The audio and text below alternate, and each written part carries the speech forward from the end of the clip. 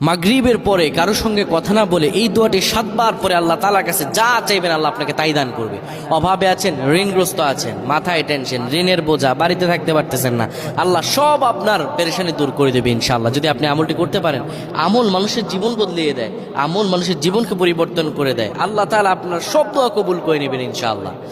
মাগরিব নামাজের পরে কিবলামুখী হয়ে থাকবেন, কারো সঙ্গে কথা বলবেন না, কারো সঙ্গে কথা না বলে কিবলামুখী হয়ে আপনি পড়বেন আল্লাহুম্মা আজরিনা মিনান নার, আল্লাহুম্মা আজরিনা মিনান নার, আল্লাহুম্মা আজরিনা মিনান নার।